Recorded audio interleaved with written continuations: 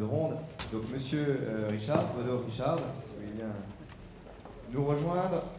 Bodo Richard, vous avez traversé le Rhin pour venir jusqu'à nous. Vous venez d'EFA, donc vous prenez en peu de temps la présidence.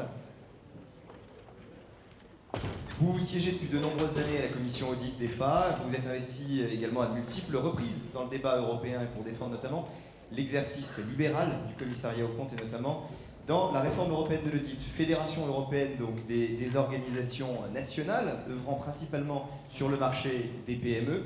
EFA a été créée en 1994 à l'initiative de la France et notamment de Philippe Araou, actuel vice-président du Conseil supérieur et président d'honneur d'ECF. Deuxième intervenant qui peut nous rejoindre, Claude Solars. Claude Solars, vous êtes vice-président de Paprec Group, président de plusieurs fonds d'investissement totalisant une quarantaine de participations. Vous avez été à l'origine du développement de Paprec Group aux côtés de son président Jean-Luc Petit-Huguenin. Groupe qui, avec près de 5 millions de tonnes de déchets traités en 2012, 90 usines, 3500 salariés et près d'1 milliard d'euros de chiffre d'affaires, est aujourd'hui le leader français du recyclage. Troisième intervenant, Didier-Yves Racapé. Didier-Yves Racapé, vous êtes président de la CRCC de Paris, associé du cabinet Volantis. Vous siégez aujourd'hui à la commission audit d'ECF, à la commission réglementation et prospective professionnelle de la Compagnie nationale des commissaires aux comptes, qui réfléchit notamment aux conséquences des textes européens. Vous siégez également au bureau de la Compagnie nationale des commissaires aux comptes. Stéphane Marie. Voilà, on aura bientôt fait le tour. Stéphane Marie, vous êtes président d'Option Initiative Audit, OIA, associé de RSM. Vous avez défendu et défendez toujours à Bruxelles le co-commissariat aux comptes depuis maintenant près de 2 ans grâce à OIA. Alors OIA, c'est 200 cabinets, c'est ça ? 200 cabinets, avec une particularité, c'est dans toute l'Europe. 200 cabinets européens, donc qui interviennent notamment sur le marché des EIP. On vous a suivi entre Varsovie, Berlin, Bruxelles, Londres, Madrid et autres capitales européennes, dont Enchanteresse et bucolique. Et au-delà du simple co-commissariat aux comptes, vous avez suivi toutes les discussions à Bruxelles, et notamment celles sur les services connexes liés à l'audit, dont il va être question dans quelques minutes. Dernier invité qui s'est déjà installé et donc que vous connaissez maintenant déjà, Jean-Luc Flavaux. Jean-Luc Flavaux, vous êtes président donc, de la commission CAC de CF, président du cabinet Fideliance. Vous siégez également au sein de la commission réglementation et prospective professionnelle à la CNCC au nom de CF. Acteur important aussi de la réforme européenne de l'audit pour la France, vous avez été à l'origine des amendements pour ECF du syndicat sur les sujets et notamment celui demandant une prime à la pratique du co-commissariat aux comptes à 24 ans pour la rotation des cabinets, durée qui est finalement retenue. Vous avez également siégé au Conseil national de la CNCC de 2009 à 2012. Alors, pour commencer un petit peu cette table ronde, on va essayer de la dérouler autour de 3 axes, avec comme première question, essayer de revenir un peu sur pourquoi cette séparation de l'audit et du conseil. Alors, Didier Racapé pose cette question. La LSF, finalement, elle a gravé dans le marbre, elle n'a pas inventé, mais elle a gravé dans le marbre la séparation de l'audit et du conseil. Le principe donc de cette séparation audit-conseil est aujourd'hui quelque chose de fort et d'important en France. Comment est-ce qu'on en est arrivé à cette séparation de l'audit et du conseil? Oui, je crois qu'il est... J'allais dire parce que, mais peut-être qu'on aurait dit que c'était une provocation. On n'a effectivement rien inventé au moment de la LSF, puisque dans le principe de la démarche audit, effectivement, on ne peut pas, comme le rappelait tout à l'heure le président, être juge et partie, et effectivement, fondamentalement, il y avait cette nécessité, il y a toujours eu cette nécessité de distinguer, je dirais, l'audit et le conseil, enfin, surtout de le séparer. Pourquoi la LSF? Parce qu'il y a eu un certain nombre de dérapages, c'est Enron, c'est Parmalat, c'est WorldCom, et la LSF a, en France, il y a eu d'autres lois ailleurs dans le monde, simplement rappelé, d'accord, assez fermement et assez fortement, ce principe. Pourquoi? Parce qu'il y avait eu effectivement des dérapages. On peut aussi constater qu'en France d'ailleurs, le système n'était pas si mauvais que ça, puisque nous n'avons pas eu à déplorer des incidents de même nature que ce qui s'est passé aux États-Unis ou en Italie. Et d'ailleurs, le débat sur les textes européens a sans doute permis de renforcer la conviction qu'on avait que le système français n'était pas si mauvais que ça. C'est sans doute aussi quelque chose sur lequel on aura l'occasion de revenir. Alors, et effectivement, on va y revenir un petit peu plus tard, mais peut-être Jean-Luc Flavaux, quelques mots. Comment est-ce qu'elle a évolué, cette LSF, en tout cas cette séparation audit-conseil, comment elle a évolué depuis 10 ans? En effet, on vit dans un monde frénétique, donc 10 ans c'est déjà un espace-temps très très long, et donc il y a toujours besoin d'évolution, de mutation, etc. Donc cette loi LSF, elle a évolué, et cette séparation de l'audit et du conseil, donc rappelée comme le disait à l'instant Didier Yves, rappelée dans la loi LSF, il y a eu quelques évolutions, notamment avec les DDL, puisque cette loi LSF en 2003 repose très très précisément le principe de stricte séparation entre l'audit et le conseil. Et après on s'aperçoit, et notamment dans un premier temps, les grands réseaux internationaux s'aperçoivent qu'il peut y avoir des demandes spécifiques sur des entreprises, sur des travaux non audits qui doivent être faits. Il y a tout d'un coup un vide, on ne sait pas comment faire, donc il y a les grands réseaux qui posent ces problèmes-là, et ça fait naître les diligences directement liées qui vont être après inscrites à partir de 2007 dans le code de commerce. Donc c'est bien une évolution du marché avec une vraie réflexion en disant voilà, il y a cette stricte séparation de l'audit et du conseil, mais il y a des prestations hors audit légal qui peuvent être fournies et qui sont précisément marquées dans leur périmètre d'intervention, justement dans notre corps normatif avec je crois, les 9 DDL actuellement, parce que de 2007 à 2013, on a eu les DDL, consultation, procédure convenue, audit d'acquisition, et puis avec la toute dernière, on disait tout à l'heure, la DDL RSE. Donc voilà, c'est bien une évolution justement de cette séparation de l'audit des conseils depuis 10 ans. Alors, on a vu effectivement, et ça a été évoqué déjà lors des différentes interventions, qu'il y allait y avoir encore des évolutions liées principalement aux textes européens qui sont actuellement en cours. Alors peut-être que si on est dans l'Europe, on peut peut-être, Bodo, Richard, voir avec vous, en Allemagne, aujourd'hui, puisque vous êtes allemand, comment est-ce que ça se passe, cette séparation audit-conseil aujourd'hui en Allemagne? Je ne peux pas cacher que je suis allemand et je m'excuse pour mon français, mais je sais quand même. Bravo.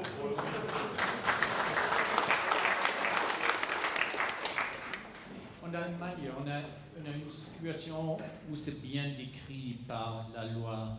C'est très spécifique en permettant certains services hors l'audit légal. Donc c'est bien précis.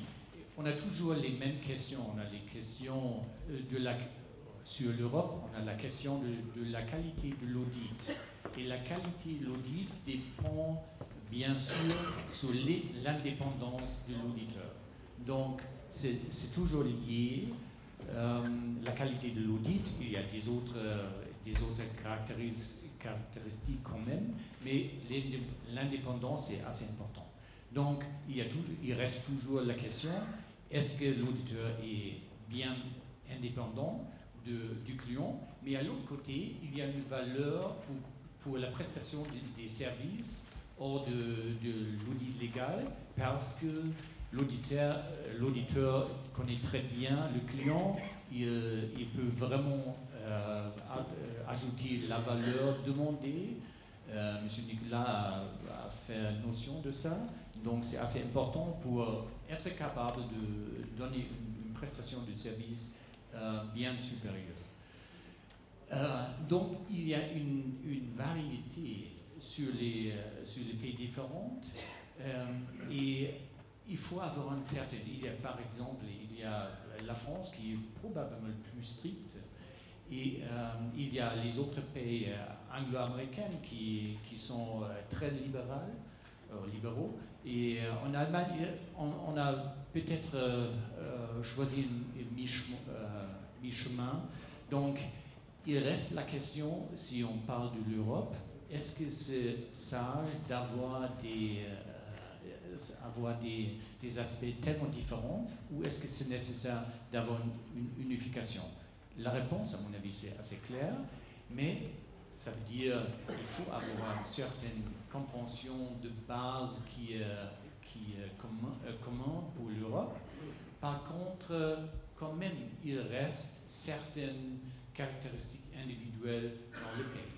Et ça, à mon avis, ça c'est assez important de respecter les caractéristiques nationaux dans des pays comme la France et par exemple comme l'Allemagne. Et on retournera peut-être un peu plus tard sur les questions, quelles sont les questions quels sont les secteurs les plus délicats. Alors, vous parlez effectivement de cette nécessité d'unification, en Europe, en gardant, on a bien compris, des particularités locales. Le débat, est-ce qu'il ne peut pas aussi se positionner à un moment donné à un niveau plus global, et notamment au niveau même mondial, et notamment, il est toujours question de l'IFAC et du code de l'ISBA. Je ne sais pas si quelqu'un veut intervenir là-dessus. Stéphane Marie, peut-être? Effectivement, le problème qui est posé, c'est qu'on part de cultures qui sont excessivement différentes, et il y a un certain nombre d'acquis au niveau des pratiques et des codes d'éthique qui existent, notamment au travers de l'ISBA. Et donc, dans les questions, ça a été de dire, est-ce qu'on essaye de trouver le consensus tel que vous l'évoquez, en essayant de trouver un point moyen, ou de se raccrocher à des éléments qui existent aujourd'hui.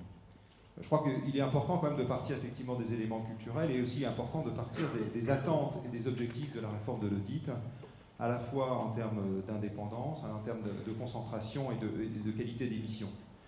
Donc pour cela, je trouve que, et je crois qu'on en est tous en tout cas assez persuadés ici dans cette salle, et que nos pratiques professionnelles sont quand même porteurs de qualité, d'indépendance, et la situation du marché montre d'une certaine déconcentration.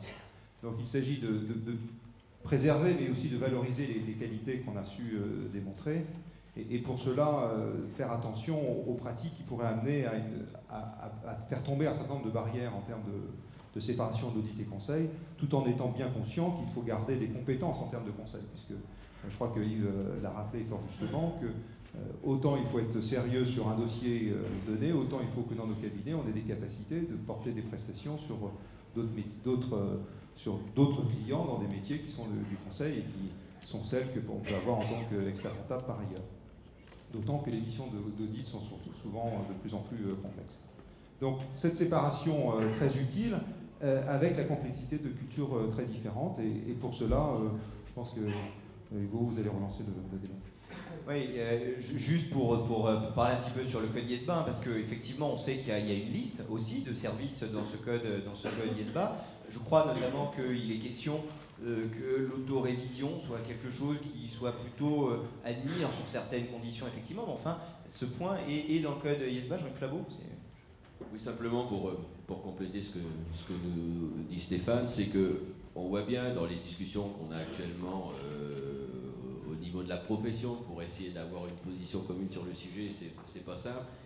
Il y a quelque part deux lignes. Il y a les confrères et plutôt les grands réseaux, et il y a une logique à ça, qui pensent qu'il faut une harmonisation complète des règles internationales. Donc, pourquoi aller faire des règles différentes, puisque l'IFAC et son code du LISBA, son code d'éthique, a prévu une liste de services interdits.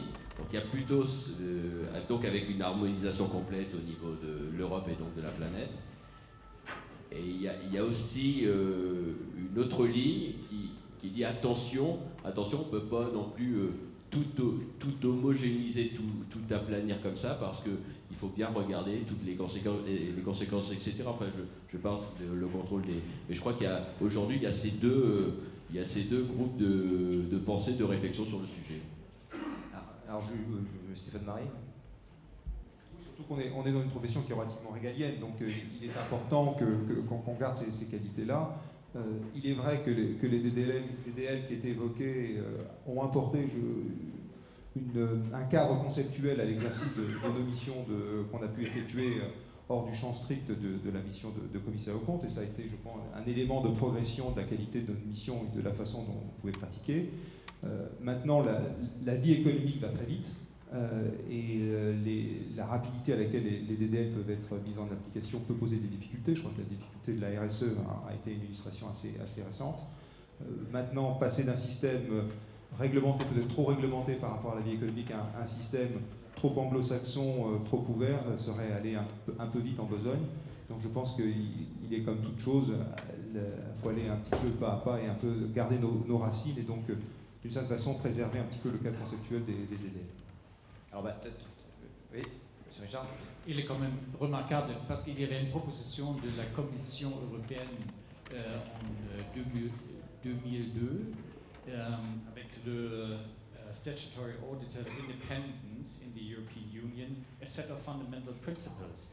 Et c'est intéressant de regarder que cette proposition était assez similaire au Code of Ethics du ISBA.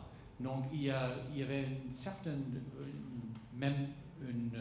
beaucoup de similarités au niveau européen par rapport au niveau international pour des propositions de la caractéristique et caractéristique d'indépendance. Alors justement, tant qu'on est un petit peu dans ces non-audits services, dans ces services non-audits, Stéphane Marie peut peut-être nous dire un petit mot de qu'est-ce qu'il y a dans ces textes européens aujourd'hui là-dessus, sur les services interdits, sur les non-audits services, c'est traité comment là-dedans? Effectivement, c'est l'article 10 qui évoque, avec d'abord une révolution par rapport à la façon dont on filtre ces missions. On n'est plus dans tout ce qui n'est pas strictement autorisé est interdit, mais là on est déjà dans une liste de prestations interdites, qui, comme l'a rappelé Yves, ressemble dans une grosse partie à celles que l'on considère déjà comme interdites en France.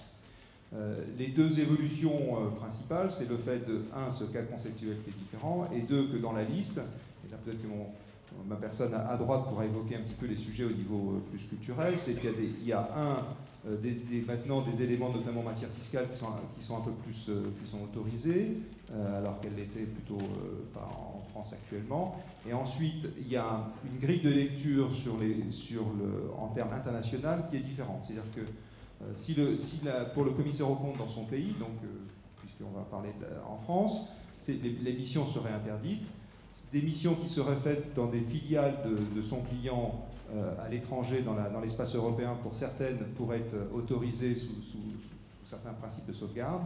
Et pour des missions qui seraient réalisées dans des filiales de son client à l'extérieur de l'espace européen, pourraient être autorisées. Donc on voit bien qu'on a, par rapport à la liste qui est effectuée au niveau de l'Europe, un dégradé de règles en fonction de la zone sur laquelle, au sein d'un même périmètre de consolidation d'un client, sont réalisées ces missions.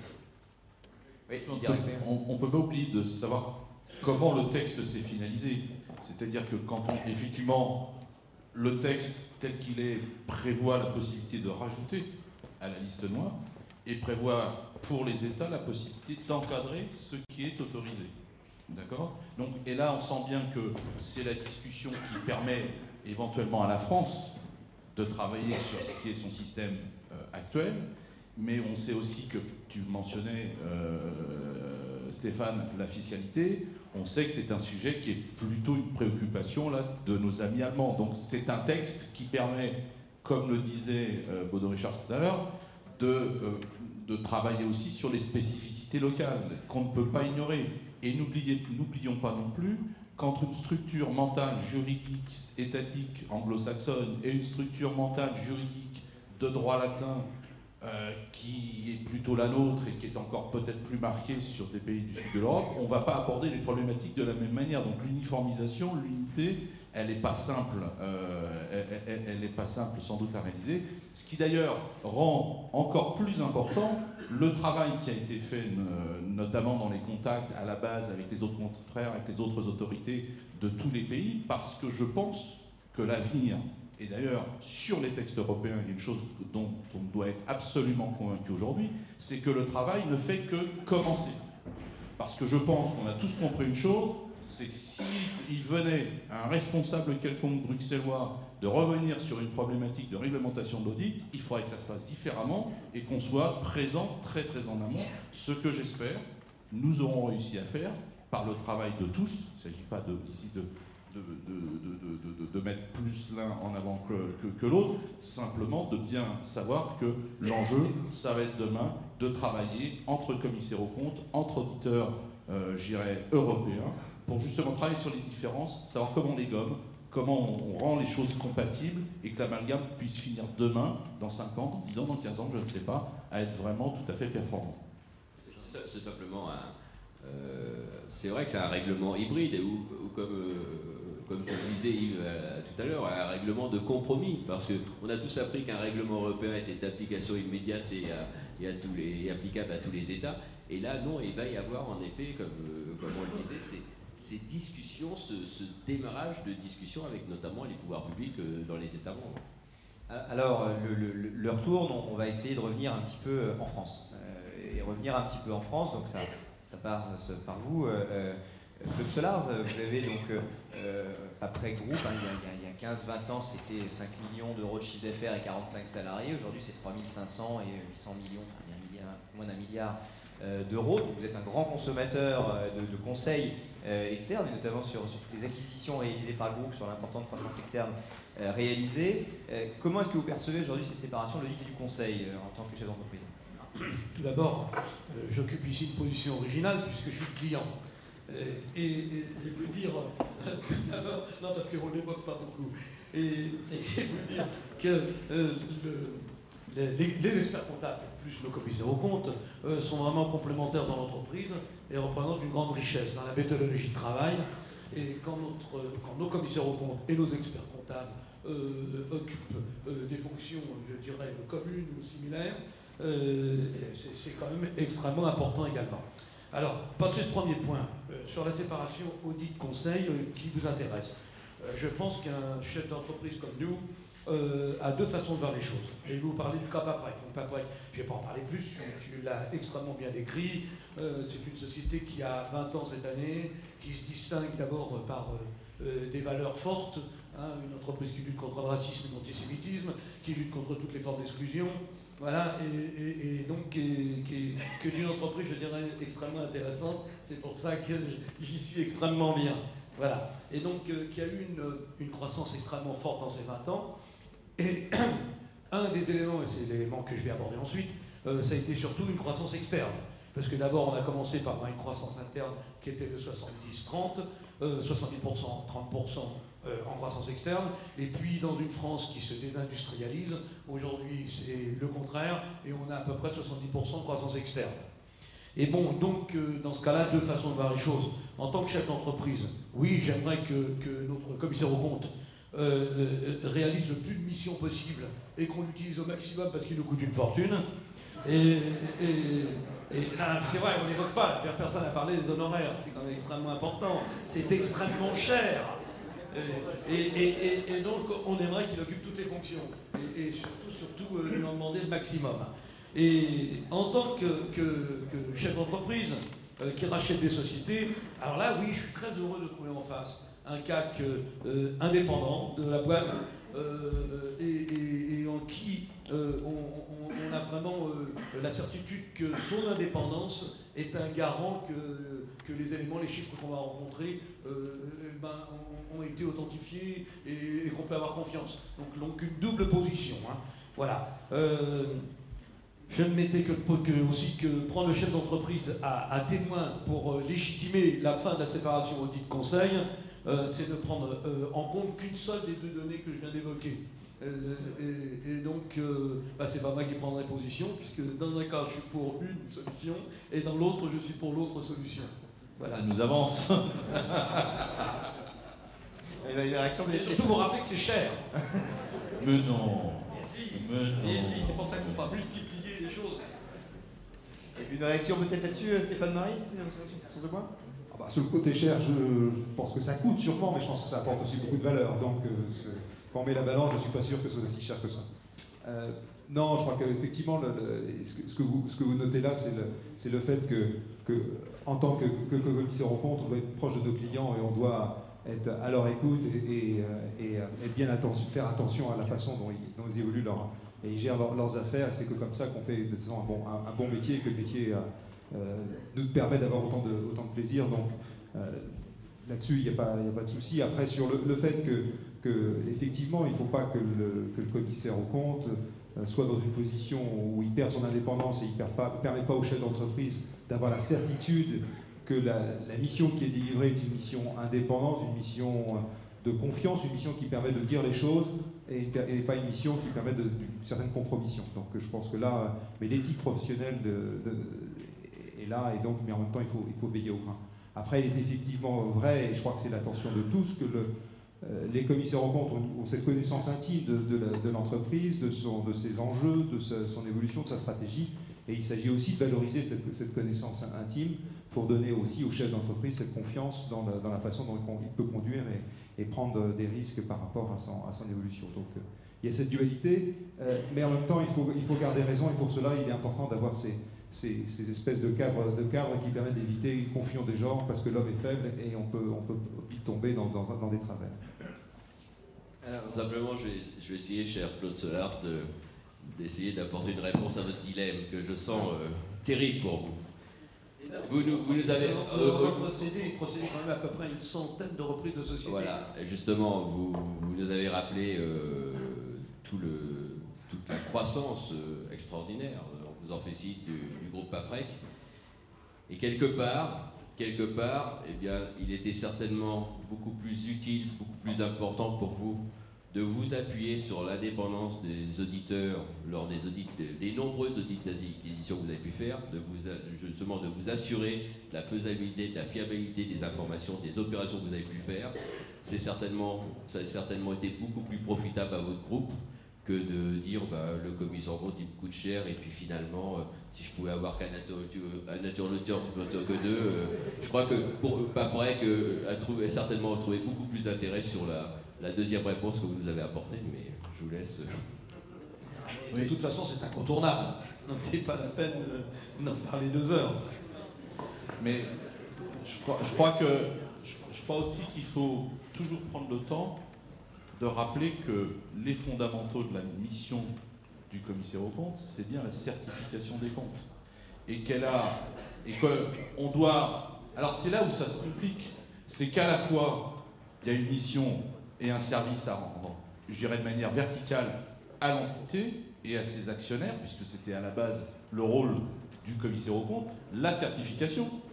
Et il y a une dimension qu'il ne faut qu'on oublie à aucun moment, qui est une dimension qui dépasse, qui transcende l'entité elle-même, qui est macroéconomique, qui est la sécurisation des données financières, ce que Stéphane rappelait aussi. Il ne faut jamais que dans nos débats, présents et futurs, sur l'évolution des textes, quels qu'ils soient, que l'on oublie ça.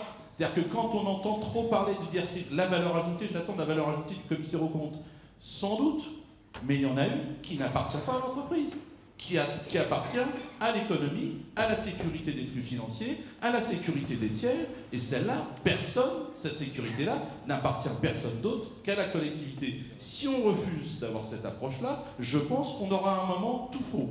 Et d'ailleurs, toutes les dérives auxquelles on a pu dans le passé, qu'on a pu observer, sont issues de cet oubli fondamental.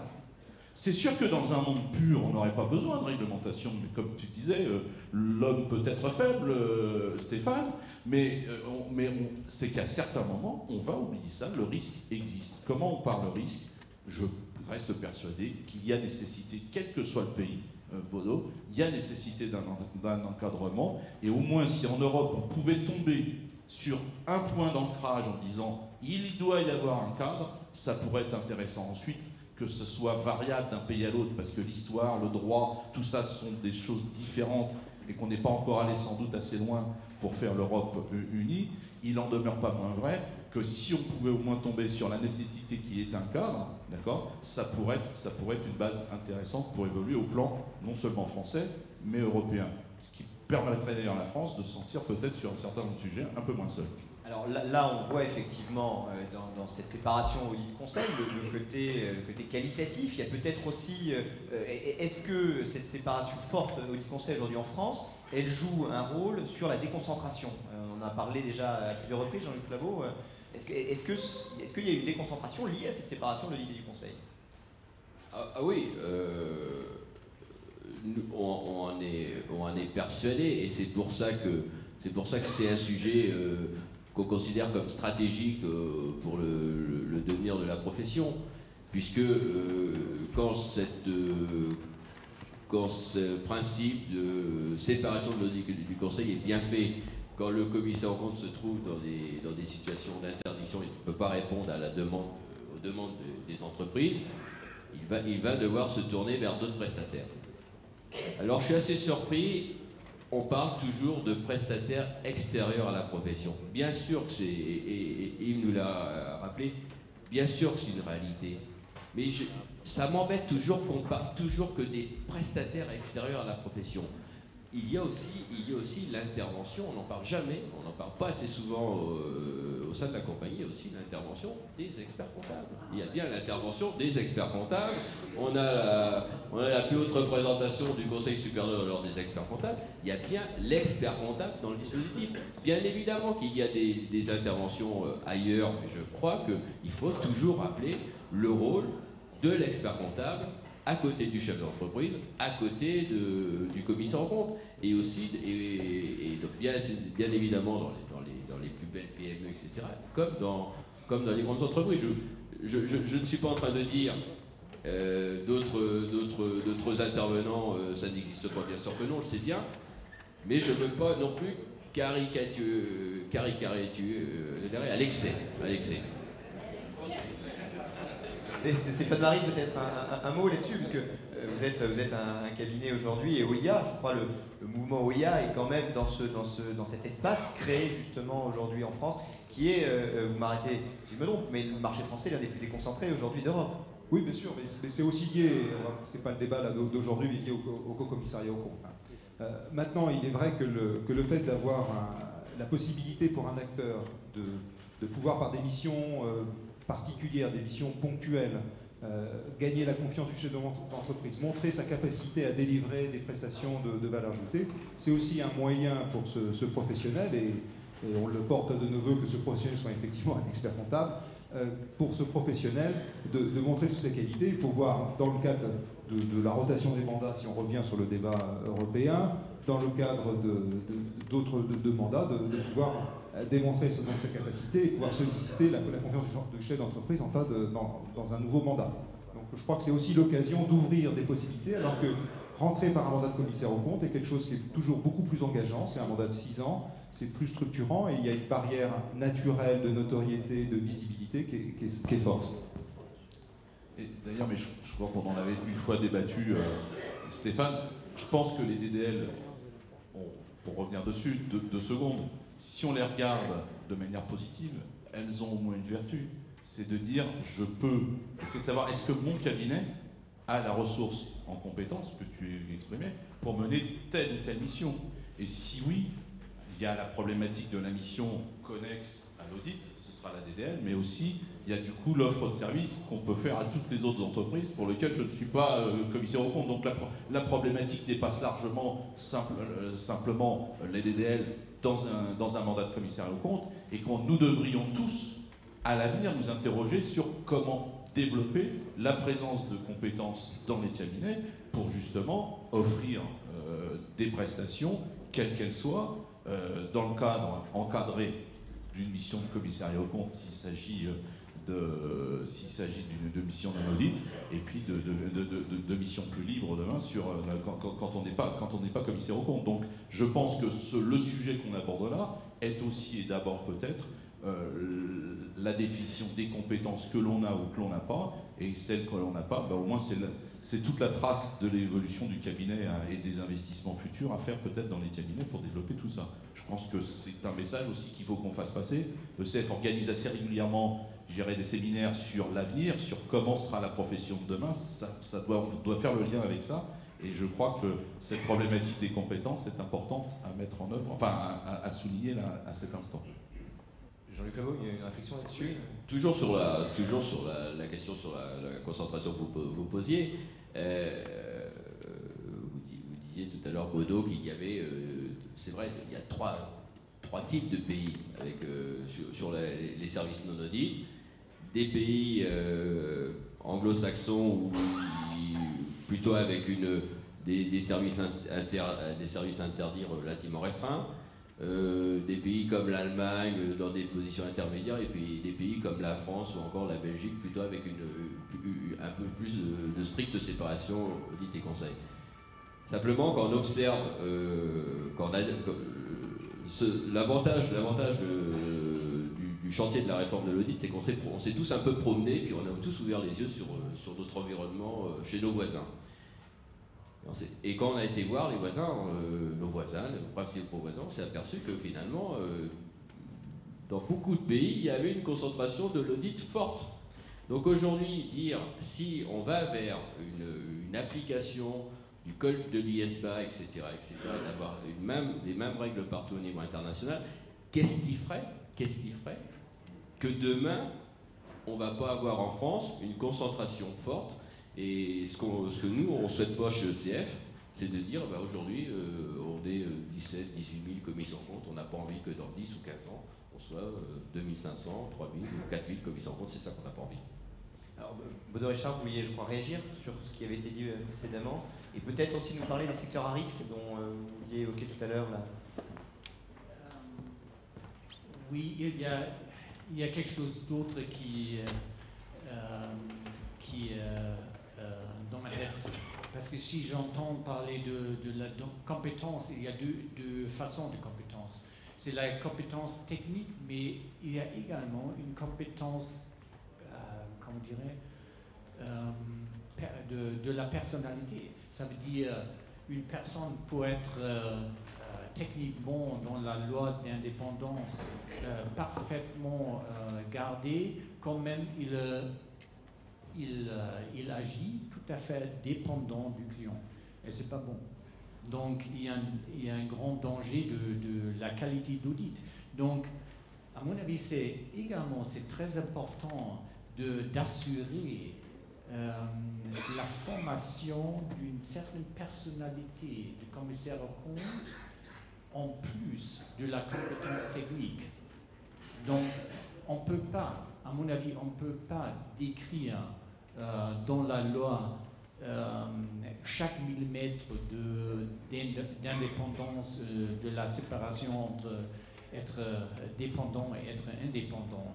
Donc c'est nécessaire d'avoir des personnes bien élevées, bien éduquées dans le sens technique, et également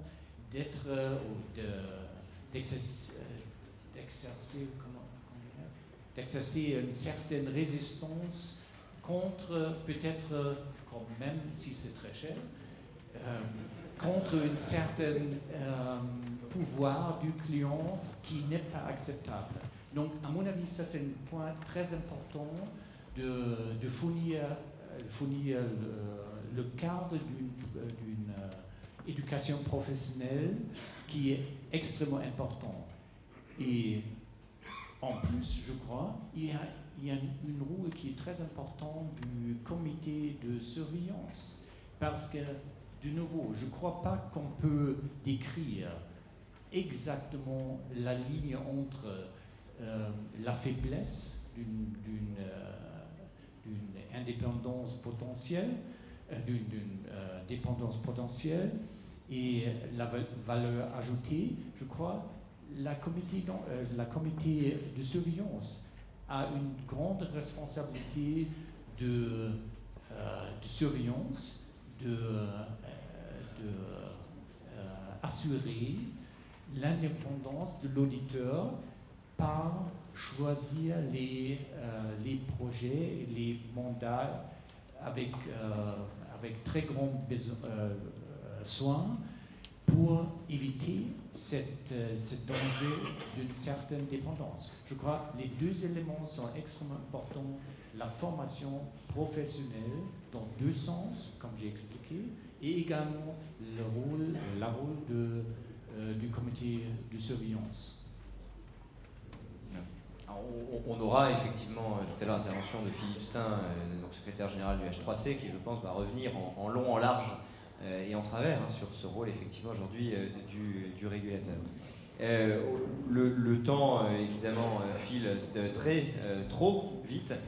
On va peut-être essayer quand même de se poser un petit peu un certain nombre de questions pour terminer, et notamment cette question, les DDL en France demain, point d'interrogation.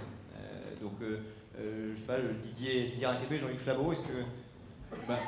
Les DDL demain, c'est pas aussi simple que ça. C'est-à-dire que on a dit aujourd'hui dans le texte qu'il y a la possibilité d'avoir un cadre, ça c'est la liberté donnée aux pays membres, d'accord.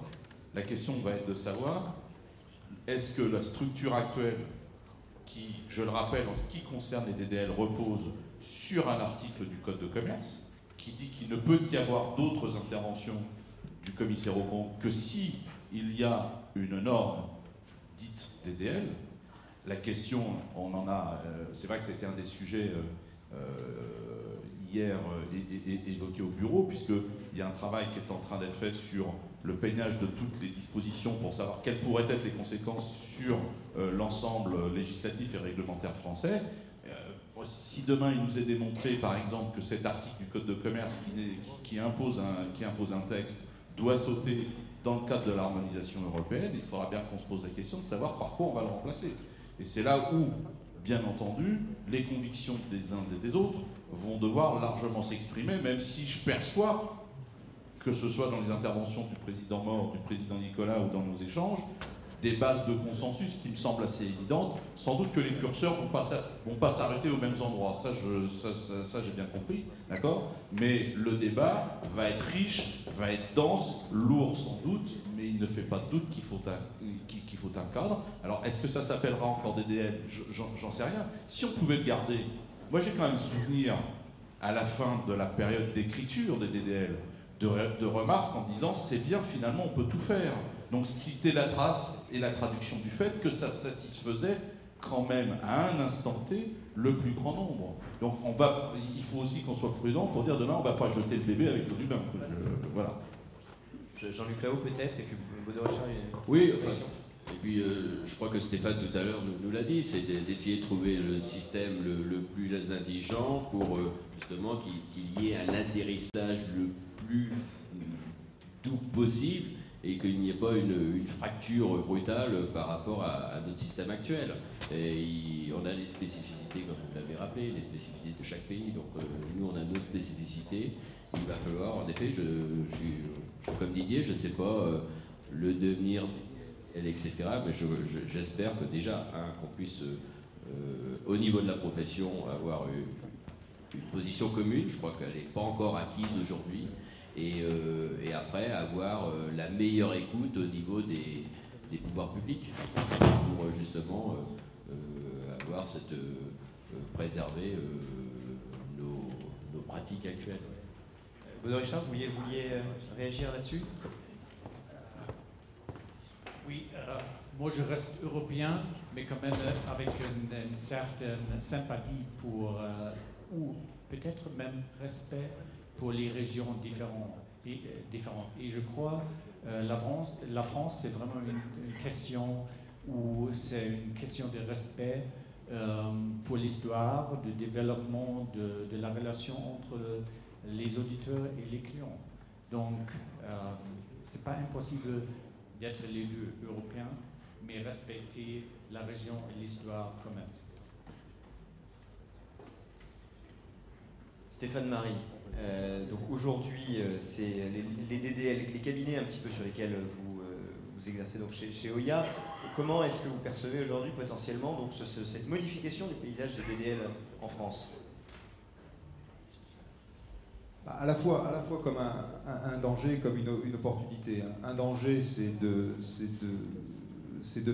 sortir d'un système qui pose le cadre dans lequel on doit travailler et qui pose des critères de séparation entre l'audit et conseil et qui permet à des cabinets intermédiaires d'offrir leurs services de façon complémentaire à ceux que peuvent offrir les commissaires aux comptes et donc de se doter des moyens pour rentrer en contact avec des clients et développer nos affaires.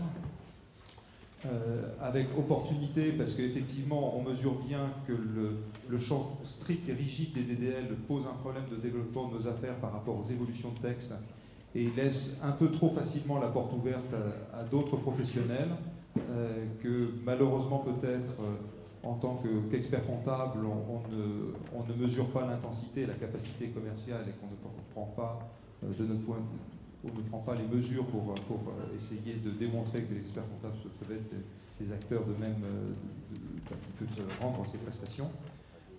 Après, ce qu'on souhaite, c'est que les DDL donc, restent dans leur concept de manière à donner ces normes professionnelles aux professionnels pour exercer ces missions, et que l'on définisse clairement ce que l'on peut faire et comment on peut le faire. Voilà, on a essayé de tenir à peu près le timing et de rattraper un petit peu le retard. Donc je crois que vous restez tous avec nous, sauf Claude Sollard, mais ça va faire plaisir à deux présidents, parce que je crois que vous allez à Strasbourg juste après. Donc le président du Conseil supérieur et le président de CF se sentent évidemment particulièrement concernés. Je ne sais pas si vous restez pour le déjeuner. En tout cas, merci beaucoup. Jean-Luc, si tu veux conclure peut-être sur cette table ronde.